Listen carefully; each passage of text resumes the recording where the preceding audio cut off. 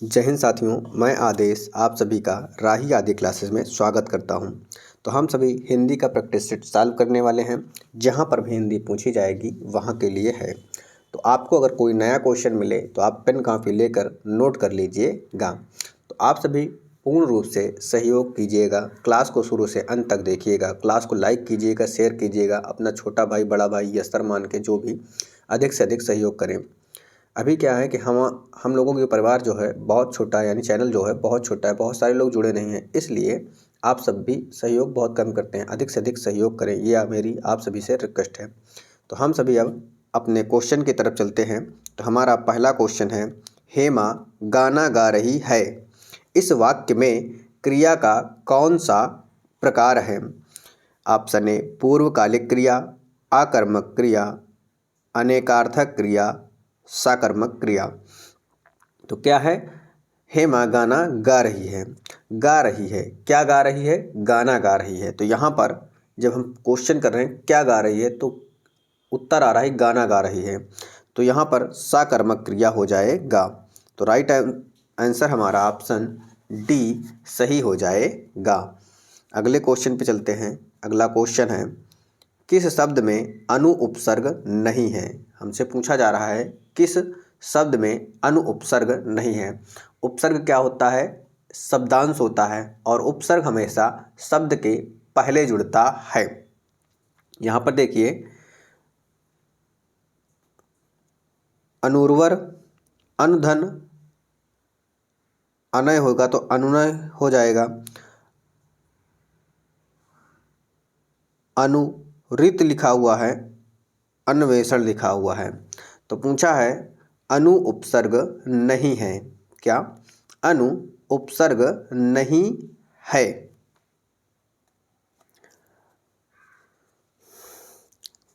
तो नहीं है, तो ऑप्शन ए अनुधन उर्वर होगा। क्या?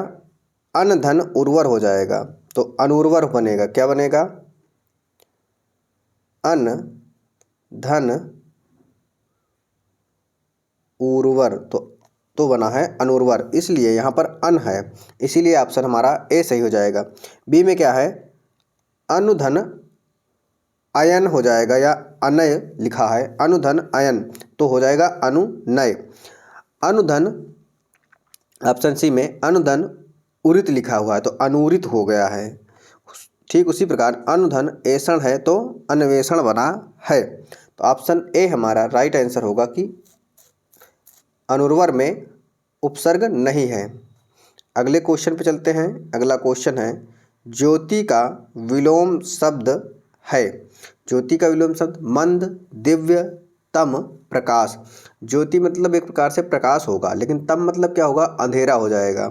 तो हमारा राइट आंसर हो जाएगा ऑप्शन सी तम। प्रकाश का क्या हो जाएगा? अंधकार हो जाएगा। प्रकाश का अंधकार हो जाएगा। मंद का क्या होगा? मंद का तीव्र या प्रखर हो जाएगा। अगले क्वेश्चन पे चलते हैं। अगला क्वेश्चन है हमारा, निम्न में से कौन सा शब्द तद्भव नहीं है? हमें चुनना है कि तद्भव शब्द नहीं है। तीखा, आदमी, जीभ और ढीठ। तो यहाँ पर चुनना है कि तद्भव नहीं है। तीखा हमारा तद्भव है। तीखा का जो तत्सम होगा वह क्या होगा? तीक्ष्ण हो जाएगा। जीभ का क्या होगा? जीभ का जिह्वा हो जाएगा। ढीठ का क्या होगा? धृष्ट हो जाएगा। लेकिन आदमी शब्द हमारा तद्भव नहीं है। क्या है आदमी? आदमी जो है फारसी भाषा का शब्द है। किसका? आदमी फारसी भाषा का शब्द है। अगला क्वेश्चन है, स्थायी भाव के उत्पत्ति के कारण को क्या कहते हैं? जो स्थायी भाव होता है वह उत्पन्न होता है, उसके कारण को क्या कहा जाता है? अनुभाव, समभाव, संचारी भाव या विभाव। तो क्या कहते हैं उसे? विभाव कहा जाता है। राइट आंसर हमारा ऑप्शन डी हो जाएगा। अगला क्वेश्चन है, वह खा रहा था, वह खा रहा था कौन सा काल है? वह खा रहा था, इस वाक्य में कौन सा काल है खा रहा था में? अपूर्ण भूतकाल, सामान्य भूतकाल, पूर्ण भूतकाल या संदिग्ध भूतकाल? तो हमने देखा कि वह खा रहा था, कब तक खाया कुछ पता नहीं है, कार्य पूरा अभी हुआ ही नहीं है, यानी कार्य अपूर्ण है। क्या है? कार्य अपूर्ण है। तो अपूर्ण भूतकाल हमारा राइट आंसर हो जाएगा।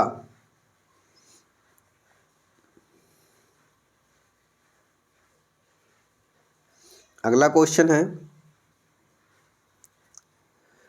पश्चिमी हिंदी का संबंध किस अपभ्रंश से माना जाता है?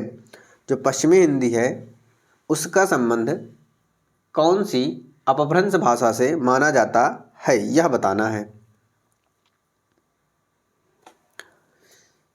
सौरसेनी, अर्धमागधी, मागधी, पैशाची?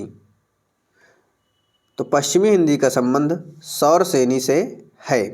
इसके बाद क्या है? अर्धमागधी। अर्धमागधी का संबंध पूर्वी हिंदी से है। किससे? पूर्वी हिंदी से है। फिर है मागधी। मागधी का संबंध बिहारी हिंदी से है। किससे? आप लोग समझिएगा, क्या है? बिहारी है, बिहारी से है। लेकिन पैशाची का संबंध किससे है? पैशाची का संबंध पंजाबी से है। किससे? पंजाबी और कामा लगा के लहंदा लिख सकते हैं। क्या? लहंदा होता है। उम्मीद है आपको क्लास समझ में आ रही होगी। अगले क्वेश्चन पे चलते हैं। निम्नलिखित में से कौन सा शब्द पुल्लिंग है? हमें बताना है कि कौन सा शब्द पुल्लिंग है। दया आ गई, भाषा अच्छी है, माया अच्छी है, आभार प्रकट किया गया। तो क्या हो गया? आभार जो है हमारा पुल्लिंग शब्द हो जाएगा। बाकी शेष स्त्रीलिंग हो जाएंगे। ये तीनों क्या हो जाएंगे? स्त्रीलिंग हो जाएगा। अगले क्वेश्चन पे चलते हैं। अगला क्वेश्चन है, निम्न में से कौन सा तत्सम शब्द नहीं है? हमें बताना है कि कौन सा शब्द है जो तत्सम नहीं है। प्रहार, स्पर्श, पटल, पान? तो क्या है? पान हमारा तत्सम शब्द नहीं है। तो पान का तत्सम क्या होता है? तांबुल होता है। क्या होता है? तांबुल। पान का तत्सम तांबुल होता है। स्पर्श लिखा है, स्पर्श का तत्सम क्या क्या कह सकते हैं? यानी तत्सम शब्द नहीं, तो स्पर्श क्या है? तत्सम है, लेकिन इसका तद्भव क्या होगा? परस हो जाएगा। क्या हो जाएगा? परस। पटल का क्या होगा? पलड़ा, पलड़ा हो जाएगा। आगे देखते हैं अगले क्वेश्चन को। अगला क्वेश्चन है हमारा, इनमें से कौन सा शब्द कसरत का अनेकार्थी शब्द है? अब कसरत का अनेकार्थी शब्द है हमें बताना है। कारखाना, साधारण, व्यायाम, निरापद? तो जो व्यायाम होता है उसे ही कसरत कहा जाता है। तो कसरत का अनेकार्थी व्यायाम हो जाएगा। अगला क्वेश्चन है, इनमें से गुणवाचक विशेषण कौन सा है? हमें बताना क्या है? गुण। गरीब आदमी, यानी आदमी कैसा है? गरीब है, लेकिन गुणवाचक विशेषण हो जाएगा। सूखा, लालसा, उपरोक्त सभी? तो क्या होगा? उपरोक्त सभी हमारा राइट आंसर हो जाएगा। अगले क्वेश्चन पे चलते हैं। अगला क्वेश्चन है, जहां पहुंचा ना जा सके के लिए इनमें से क्या? इनमें से एक शब्द क्या होगा? अनजान, आगम, अगम्य या अगमय? जहाँ पहुँचा ना जा सके उसे अगम्य कहा जाता है। क्या कहते हैं? उसे अगम्य कहा जाता है। अगला क्वेश्चन है, मुख्यमंत्री ने घोषणा की को कर्मवाच्य में बदलने पर क्या होगा। हमारा वाक्य क्या है, मुख्यमंत्री ने घोषणा की, इसको हमें कर्मवाच्य में बदलना है। मुख्यमंत्री ने घोषित किया, मुख्यमंत्री घोषित करते हैं, मुख्यमंत्री के द्वारा घोषणा की गई, मुख्यमंत्री ने घोषणा कही। तो राइट आंसर ऑप्शन सी होगा कि मुख्यमंत्री के द्वारा घोषणा की गई। अगले क्वेश्चन पे चलते हैं। अगला क्वेश्चन है हमारा, इनमें से कागज शब्द का बहुवचन क्या होगा। हमें बताना क्या है, कागज शब्द का बहुवचन क्या होगा। कागज, कागजें, कागजात या कागजों।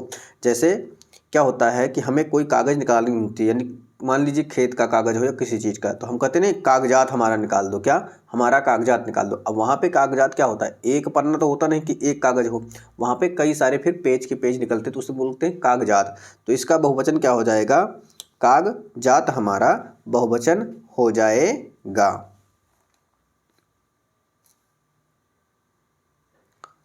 अगला क्वेश्चन है, निम्नलिखित में से निर्देशक चिन्ह कौन सा है। अब हमें बताना है निर्देशक चिन्ह। यहाँ पर देखिए पहला ऑप्शन ये थोड़ा सा छोटा बना है, इसलिए इसे योजक कहेंगे, लेकिन इसे हम थोड़ा सा बढ़ा देते हैं। क्या, थोड़ा सा बढ़ा देते हैं। जब बढ़ा देंगे तो इसे ही हम क्या बोलेंगे, निर्देशक बोलेंगे। ऑप्शन बी में इसे क्या कहेंगे, त्रुटि बोधक या फिर हंस बोधक कहते हैं। क्या, त्रुटि बोधक या हंस पद चिन्ह भी कहा जाता है। इसको क्या बोलेंगे, विस्मय बोधक,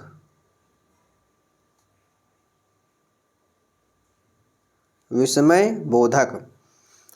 इसको अवतरण या उद्धरण चिन्ह बोलते हैं, अवतरण या फिर इसे ही उद्धरण चिन्ह भी कहा जाता है। अगले क्वेश्चन पे चलते हैं। अगला क्वेश्चन है, इनमें से कौन सा शब्द स्वाधीनता का पर्यायवाची है। हमें बताना है स्वाधीनता शब्द का पर्यायवाची। संप्रभुता, आत्मनिर्भरता, स्वतंत्रता या स्वच्छंदता। तो राइट आंसर क्या होगा, स्वतंत्रता। क्या होगा, स्वतंत्रता हमारा राइट आंसर हो जाएगा, स्वाधीनता का पर्यायवाची। अगला क्वेश्चन है, इनमें से कौन सा शब्द व्यक्तिवाचक संज्ञा नहीं है। हमें बताना है व्यक्तिवाचक संज्ञा नहीं है। हिमालय क्या है, नाम है एक पहाड़ी का या पर्वत का कह सकते हैं, तो क्या है, व्यक्तिवाचक है। गंगा, गंगा क्या है, किसी नदी का नाम है, व्यक्तिवाचक है। राम क्या है, राम व्यक्तिवाचक है। लेकिन पहाड़, पहाड़ क्या है, व्यक्तिवाचक नहीं है। यह क्या है, यह जातिवाचक संज्ञा है। अगर किसी पहाड़ का नाम देता तब जाके वह व्यक्तिवाचक हो जाता, लेकिन पहाड़ है तो जातिवाचक संज्ञा है। आगे देखते हैं। अगला क्वेश्चन है हमारा, सही वर्तनी वाला शब्द कौन सा है। हमें सही वर्तनी वाला शब्द को चयन करना है। विकास, विकास, विकास या विकास। तो राइट आंसर हमारा ऑप्शन डी सही हो जाएगा। अब देखते हैं अगले क्वेश्चन को। अगला क्वेश्चन है, नशीला शब्द में कौन सा प्रत्यय है। तो प्रत्यय क्या होता है, शब्दांश होता है, लेकिन प्रत्यय किसी भी शब्द के अंत में जुड़ता है, यानी बाद में जुड़ता है। तो यहाँ पर ऑप्शन है देखिए, सीला, ईला, ला, नशा। तो प्रत्यय कौन सा है नशीला में, नशीला में ईला प्रत्यय जुड़ा हुआ है। अगला क्वेश्चन है, चौथा विश्व हिंदी सम्मेलन कहाँ संपन्न हुआ। हमें बताना क्या है, चौथा जो विश्व हिंदी सम्मेलन हुआ था वह कहाँ पर हुआ था। पोर्ट ऑफ स्पेन, नई दिल्ली, लंदन या पोर्ट लुइस। तो कहाँ पर हुआ था, पोर्ट लुइस में हुआ था। कहाँ पर, पोर्ट लुइस में हुआ था। तो ऑप्शन हमारा डी सही हो जाएगा।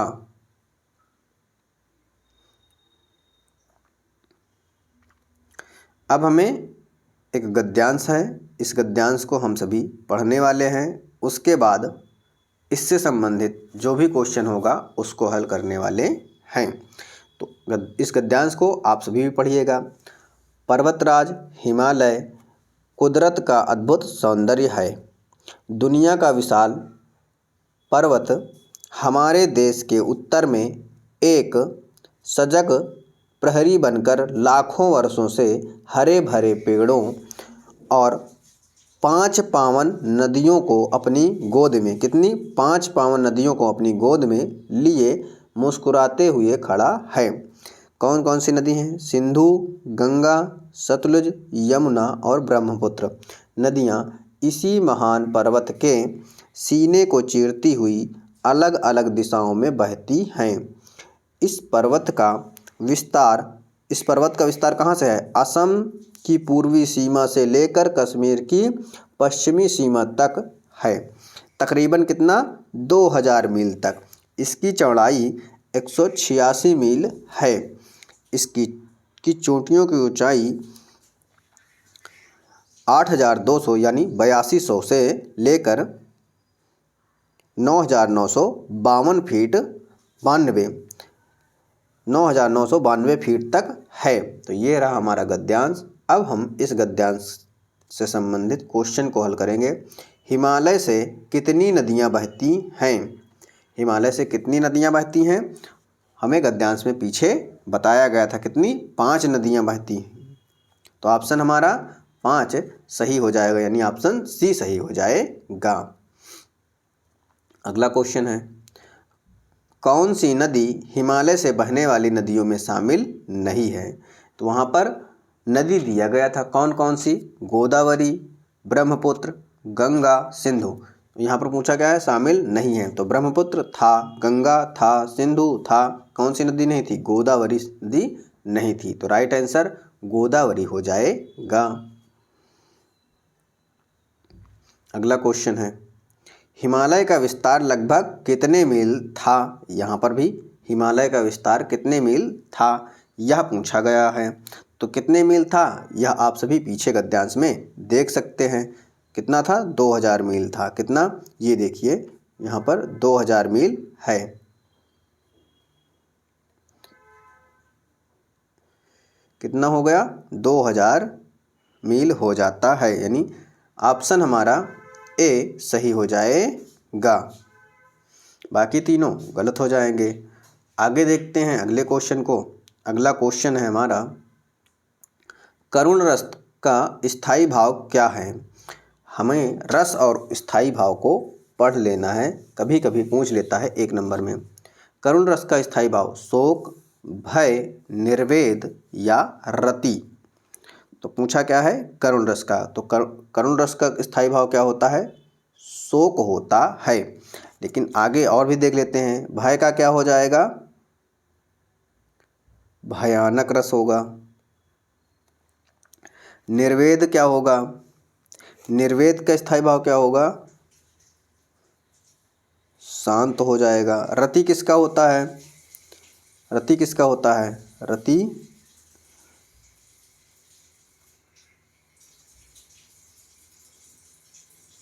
श्रृंगार रस का होता है। अब आगे देखते हैं अगले क्वेश्चन को। तो अगला क्वेश्चन है, मात्राज्ञा का सही संधि विच्छेद कौन सा है? हमें बताना है मात्राज्ञा का सही संधि विच्छेद। मात्राधन आज्ञा, मात्रधन आज्ञा, मात्राधन ज्ञा या मातृधन आज्ञा।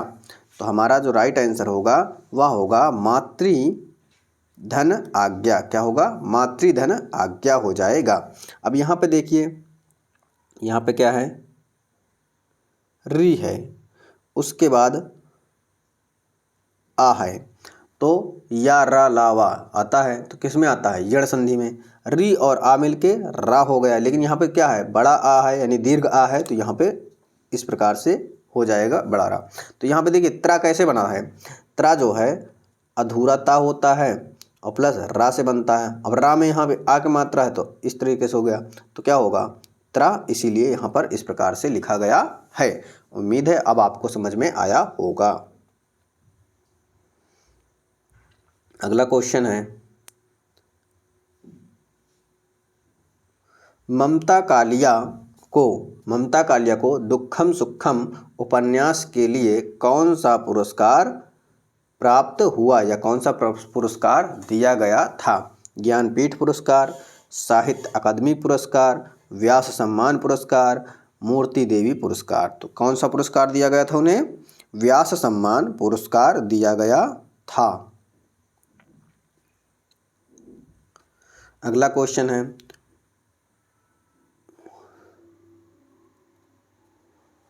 ऊधव का लेन, क्या? ऊधव का लेन न माधव का देन। ऊधव का लेन न माधव का देन, इस लोकोक्ति का अर्थ क्या है? किसी से कोई वास्ता ना रखना, धोखा देना, अन्याय न करना या दोहरा कटुत्व। तो राइट आंसर क्या होगा हमारा? किसी से कोई वास्ता ना रखना। क्या है? ऊधव का लेन न माधव का देन, यानी किसी से कोई वास्ता ही नहीं रखना है। अगला क्वेश्चन है हमारा, आंख फेरना मुहावरे का अर्थ क्या है? आंख फेरना उपेक्षा करना, क्रोधित होना, प्यार करना, होश में ना होना। तो क्या होगा? उपेक्षा करना हमारा राइट आंसर हो जाएगा। अगला क्वेश्चन है, कंठ अल्प प्राण व्यंजन कौन सा उदाहरण है? क्या हो? पहला तो हो कंठ। अब कंठ में क्या होता है? व्यंजन में का,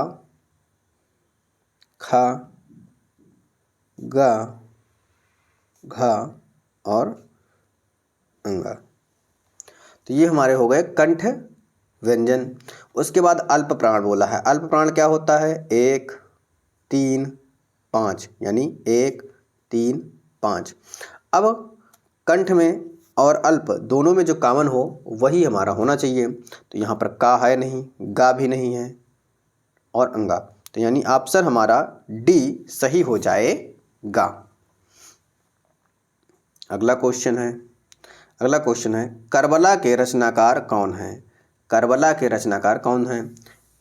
बेचन शर्मा उग्र, राही मासूम रजा, प्रेमचंद प्रभा खेतान। तो राइट आंसर कौन है? करबला के रचनाकार प्रेमचंद जी हैं। अगला क्वेश्चन क्या कह रहा है?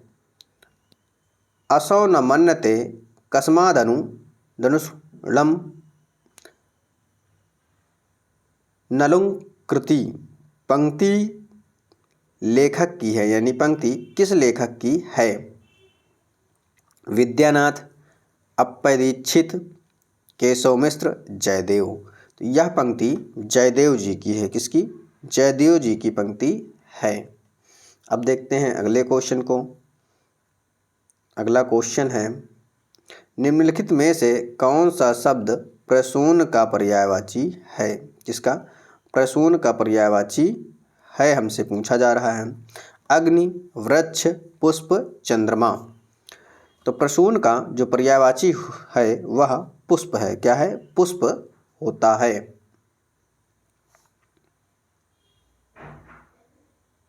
अगला क्वेश्चन है, मैं स्वयं वहीं से आया हूँ। क्या? मैं स्वयं वहीं से आया हूँ। इस वाक्य में अधोरेखित शब्द का सर्वनाम का प्रकार लिखिए।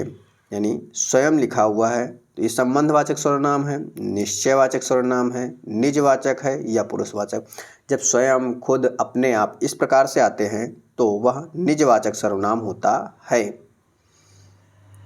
क्या होता है? निजवाचक सर्वनाम होता है। अब अगला देखते हैं।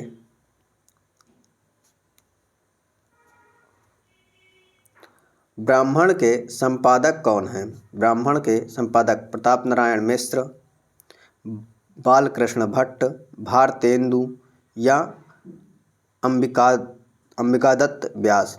तो राइट आंसर क्या होगा? प्रताप नारायण मिश्र हो जाएंगे।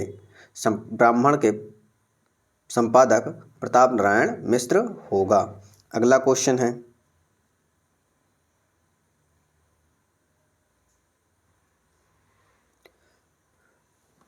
चिरजीवी जोर जुरे क्यों न सनेह गंभीर, को घटिए वृषभानुजा वे हलधर के वीर। कौन सा अलंकार है? अब यहाँ पर हलधर के देखिए क्या होगा। हलधर क्या होता है, हलधर के यहाँ पे कई सारे अर्थ निकल रहे हैं, 2 अर्थ निकल रहे हैं। कैसा, हलधर यानी हल को धारण करने वाला क्या होगा, कौन हल को धारण करते थे, बलराम। पहला निकला बलराम। और दूसरा क्या है, हल को और कौन धारण करता है, बैल। कौन, बैल। तो यहाँ पर किसी भी शब्द के 2 या 2 से अधिक अर्थ निकले तो वहाँ पे श्लेष अलंकार होता है, क्योंकि एक शब्द के कई अर्थ यानी चिपके हुए होते हैं। तो यहाँ 2 निकला।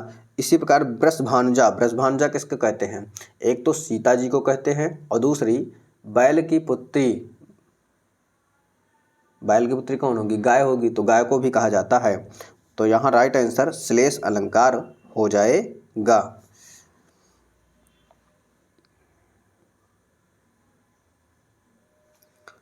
अगला क्वेश्चन है, जो तर्क द्वारा माना जा चुका हो इस वाक्य के लिए उपयुक्त शब्द। जो तर्क द्वारा, तर्क सिद्ध, तर्क सम्मत, तर्क शास्त्र या तर्क साध्य। तो क्या होगा, जो तर्क द्वारा माना जा चुका हो तो उसे क्या कहेंगे, तर्क सिद्ध, तर्क शास्त्र, तर्क सम्मत, तर्क साध्य। तो क्या कहेंगे, तर्क सम्मत कहेंगे। तो राइट आंसर ऑप्शन बी हमारा सही हो जाएगा। तो आज की क्लास यहीं तक रहती है। आपके 37 क्वेश्चन हो चुके हैं। उम्मीद है आपको मेरे द्वारा कराया गया क्लास या किया गया कार्य आपको पसंद आ रहा होगा। बस आप सभी से एक ही रिक्वेस्ट हमेशा रहती है कि आप लोग भी मुझे भी अधिक से अधिक सहयोग करें। आज की क्लास को यहीं पे समाप्त किया जाता है। आप सभी का इस क्लास में जुड़ने के लिए बहुत बहुत धन्यवाद।